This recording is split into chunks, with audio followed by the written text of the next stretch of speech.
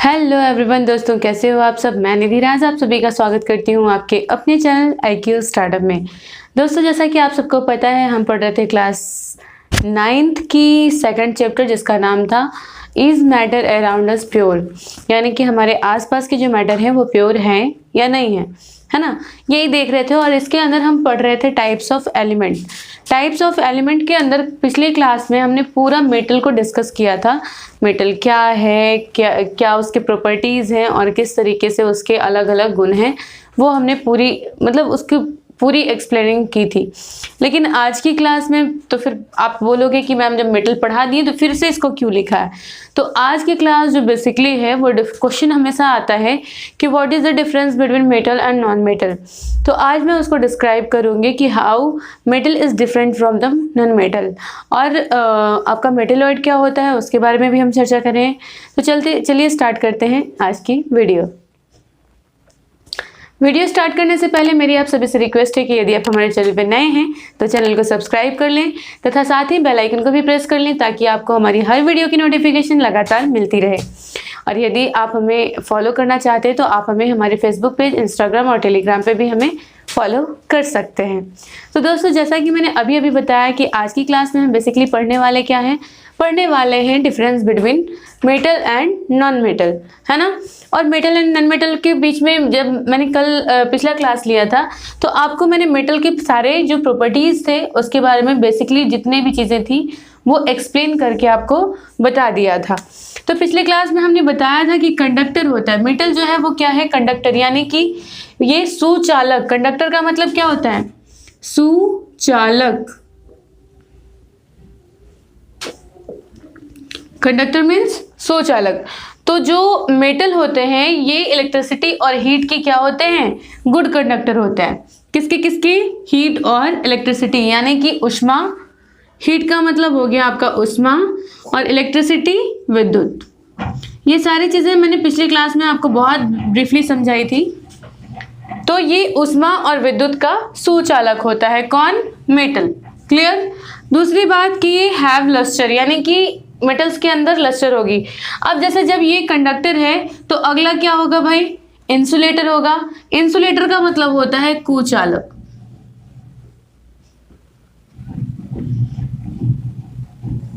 Clear. तो ये यानी कि बैड कंडक्टर होगा। अगर हम इससे इलेक्ट्रिसिटी को प्रवाहित करेंगे तो ये नहीं होगा, या फिर अगर हम इससे हीट को प्रवाहित करेंगे तो भी वो एक जगह से दूसरी जगह ट्रांसफर नहीं होगा। यानी कि जो मेटल हैं ये गुड कंडक्टर यानी कि सुचालकता का काम करेंगे, और जो नॉन मेटल हैं वो बैड कंडक्टर का काम करेंगे। ये मतलब इनका जो इलेक्ट्रिसिटी ट्रांसफर करने का, अगर मान लीजिए कि इस तार के बीच में हमने एक मेटल को जोड़ा तो वो इलेक्ट्रिसिटी कंडक्ट करेगा, लेकिन अगर कोई लकड़ी जोड़ दिया जो अधातु है तो वो क्या करेगा कि उसको ट्रांसफर करने का काम नहीं करेगा। तो यही चीज़ बताई गई। इंसुलेटर का मतलब होता है कुचालक। क्लियर। दूसरा इसका जो गुण है कि हैव लस्टर, यानी कि इसमें चमक होगी। लस्टर मीन्स चमक। तो जो मेटल है उसके अंदर क्या होगा, चमक होगा। लेकिन अगर यही बात करें हम अधातु की तो नॉट हैव लस्टर, यानी कि उसमें कोई चमक नहीं पाई जाती है, कोई धातुई चमक नहीं पाई जाती है। दूसरा हैव प्रॉपर्टी ऑफ मेलिएबिलिटी, यानी कि ये मेलिएबल है, इसको हम पिघला सकते हैं, लेकिन इसको पिघलाने की तो बात ही नहीं है, द्रव्य के रूप में आता ही नहीं है। यानी कि इसमें मेलिएबिलिटी का गुण पाया जाता है, इसमें मेलिएबिलिटी का गुण नहीं पाया जाता। चौथा अगला पॉइंट कहता है कि इट इज डक्टाइल। डक्टाइल का मतलब बताए थे कि पीट के मतलब इसको, मेलिएबिलिटी का मतलब क्या होता है कि इसको पीट के पतला सीट के रूप में बदल सकते हैं। जैसे एल्युमिनियम का बक्सा आपने देखा होगा, लेकिन क्या कभी ऑक्सीजन का बक्सा बना सकते हैं, नहीं बना सकते। या फिर क्लोरीन का बक्सा बना सकते हैं, नहीं बना सकते। या फिर कार्बन का बक्सा बना सकते हैं क्या, नहीं बना सकते। तो इसी तरीके से जो चीज़ें जिनकी हम जिसको पीट के हम पत्थर बना सकते हैं, जिसके चदरा बना सकते, चदरा जो बोलते हो आप, उसकी चदरा अगर बना सकते हैं, या फिर उसके हम ऑर्नामेंट्स बना सकते हैं, तो दैट इज कॉल्ड मेलिएबल, है ना। तो उसको हम मेलिएबल कहेंगे। तो इसके अंदर अगर धातु है, मेटल है, तो उसके अंदर मेलिएबिलिटी का गुण पाया जाएगा।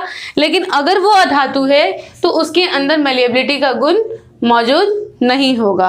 क्लियर। अगला पॉइंट कहता है कि इट इज डक्टाइल। डक्टाइल का मतलब पीट के उसको पतला तार के रूप में हम बना सकते हैं। जैसे आपने लोहे का तार सुना होगा, सोने का तार सुना होगा, चांदी का तार सुना होगा, लेकिन कभी भी क्लोरीन के तार नहीं सुनने मिलेगा या ऑक्सीजन का तार सुनने के लिए नहीं मिलेगा। इसका मतलब क्या है कि ये जो क्लोरीन है, ऑक्सीजन है या नाइट्रोजन है, ये सारे क्या हैं, ये सारे के सारे क्या हैं, नॉन मेटल्स है। समझ में आई बात। दूसरी बात कि इट हैव मेटेलिक साउंड। अब इसके अंदर क्या होगा कि मेटेलिक साउंड पाया जाएगा। जैसे कोई भी सोना, तो सोने को बजाने पे क्या हो रहा है कि उससे मेटेलिक साउंड निकल के आ रहा है। या हम टीन पे अगर पीटते हैं, जैसे आपका एक लोहा का है, लोहा की घंटी पे पीटते हैं तो उससे साउंड निकल के आता है। लेकिन ऐसा जो नॉन मेटल है उसके अंदर नहीं होगा। नॉन मेटल जितने भी हैं उसके अंदर किसी भी तरह का साउंड जो है वो क्रिएट नहीं कर पाता है, इसलिए इसके अंदर मेटेलिक साउंड जो है वो क्या होगा, नहीं पाया जाएगा, नो मेटेलिक साउंड। ठीक है, यहाँ पे मेटेलिक साउंड पाया जाएगा, यहाँ मेटेलिक साउंड नहीं पाया जाएगा। अगला जो पॉइंट है कहता है कि इट है पॉजिटिव आयन। कल के क्लास में मैंने आयंस के बारे में बताया था कि आयंस क्या होता है, जो देने वाले होते हैं, है ना, जो वैलेंसीज को देते हैं दैट इज पॉजिटिव आयंस, और जो लेते हैं, जब अनुबंध बना रहे हैं तो जब किसी से मॉलिक्यूल या एटम्स लेने का काम करते हैं दैट इज कॉल्ड ऋण आयन, या हिंदी में इसको हम धनायन बोलते हैं, धनायन, और इसको हम बोलते हैं ऋण आयन। क्लियर। और अगर हिंदी इंग्लिश में बात करें तो दैट इज कटायन और ये अनायन। ठीक है, अगर हिंदी में इंग्लिश में बात करें तो कटायन, अनायन, और अगर हिंदी में बात करें तो धनायन और ऋणायन। ठीक है, अब कुछ एग्जांपल्स यहाँ पे हो गए, जैसे गोल्ड हो गया, गोल्ड का जो सांकेतिक नाम है Au, silver Ag, sodium Na, इसके अलावा भी बहुत सारे हैं, लाइक प्लेटिनियम हो गया, आपका एल्युमिनियम हो गया, ये सारे के सारे क्या हैं, धातु में आते हैं। किसके अंदर आएंगे, मेटल के अंदर आएंगे। और इसके अलावा बहुत सारे जैसे ऑक्सीजन, नाइट्रोजन, क्लोरीन, फ्लोरीन, ये सारी जितनी भी चीज़ें हैं ये क्या हैं, नॉन मेटल्स के अंदर आती हैं।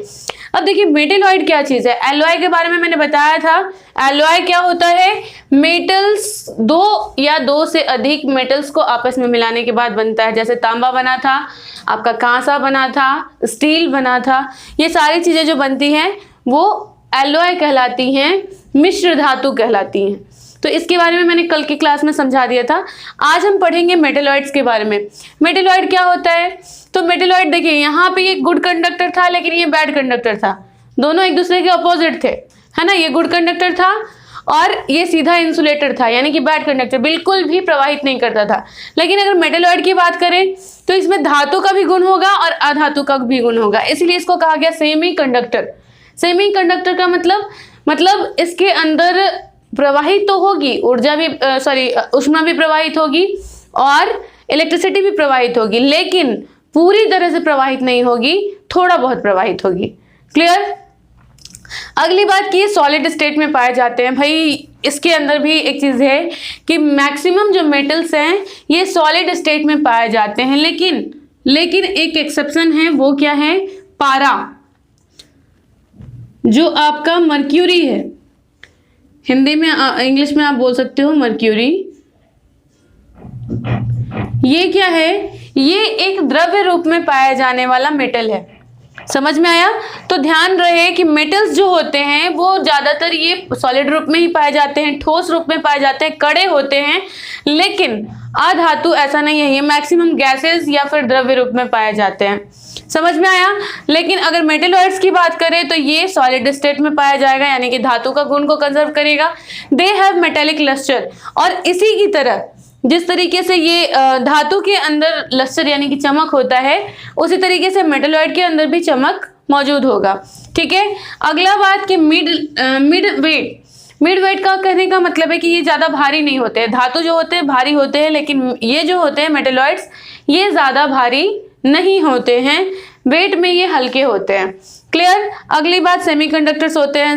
सिंपल सी बात है कि सेमीकंडक्टर होंगे, सॉरी यहाँ पे मेटल्स था, सेमी मेटल इसलिए कहा गया कि ये पूरी तरह से मेटल के गुण नहीं रखते, कहीं कहीं पे इनके अंदर मेटल का गुण मौजूद नहीं होता है, और इसीलिए इसका एक अलग पार्टीशन बनाया गया, दैट इज कॉल्ड मेटेलॉइड्स। इसी को सेमी मेटल्स भी कहा जाता है। क्लियर। तो ये सेमीकंडक्टर्स होते हैं, ना इसकी तरह काम करते हैं ना इसकी तरह काम करते हैं, ये बिल्कुल इनसे अलग काम करते हैं। बहुत कम मात्रा में लेकिन ऊर्जा को प्रवाहित करते हैं, ऊष्मा को प्रवाहित करते हैं और मतलब हीट और इलेक्ट्रिसिटी को प्रवाहित करने का काम करते हैं। एग्जाम्पल में आपका जैसे बोरॉन हो गया, सिलिकॉन हो गया, आर्सेनिक हो गया, ये सारे के सारे क्या हैं, मेटलॉइड्स हैं।